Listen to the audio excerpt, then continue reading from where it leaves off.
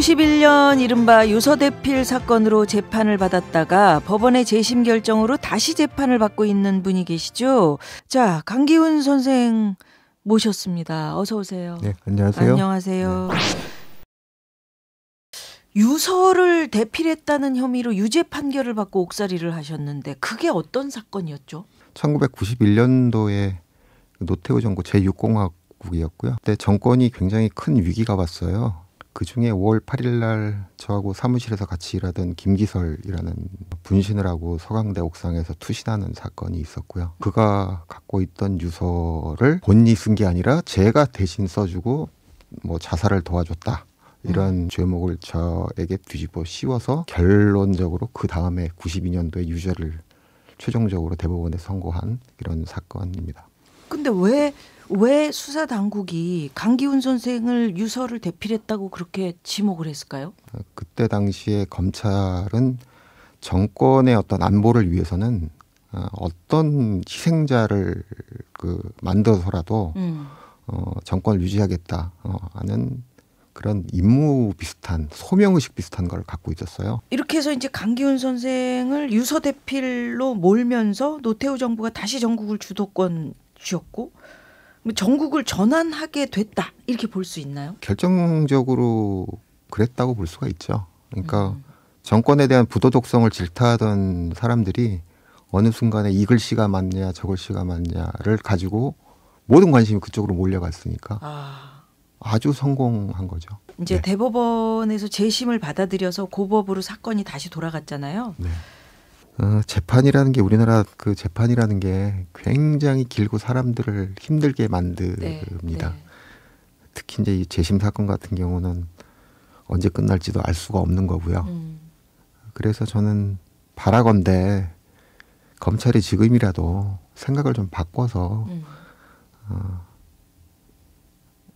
좀 다른 입장에 서주시기를 뭐 이런 것들을 바라는 거고요. 그러면 재판 안 해도 되는 거거든요. 그 변호인 쪽의 것들을 받아들이겠다. 미안하다. 뭐 이런 정도면 되는 거죠. 그럼 재판 안 해도 됩니다. 제가 첫 재판을 작년 12월에 했는데요. 그때 검찰의 태도는 옛날하고 똑같았습니다. 왜 그럴까?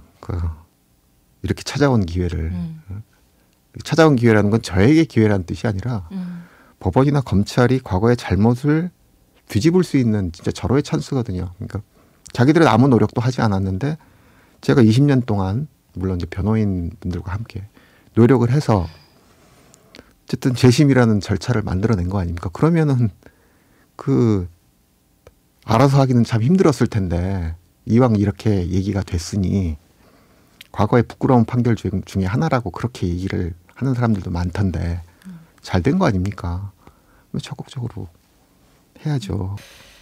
강기훈 선생께서 22년을 기다려서 그 사람들에게 미안하다 이런 말 한마디 그 사과 한마디를 받으시면 그 세월이 보상이 되겠어요? 암에 걸리신 게 보상이 되겠어요? 그 보상이 아니라요. 어떻게 해야 되는 걸까요?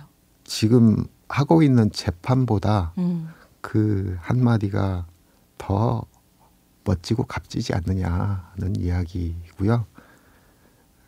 가장 큰 용기는 자기가 잘못했을 때 잘못했다고 얘기하는 것이라는 말이 있잖아요. 자기한테 기회가 왔지 않습니까? 잘못했다고 얘기할 수 있는 기회가 왔잖아요.